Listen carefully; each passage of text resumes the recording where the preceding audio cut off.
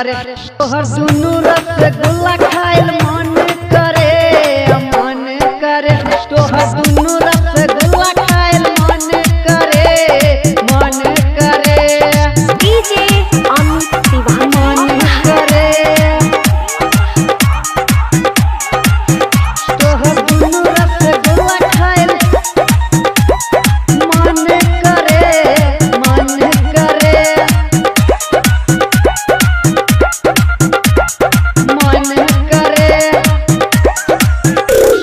हमरा के ज्यादा न तर पाबे गोरी कोनो गलती त मांगे हम सॉरी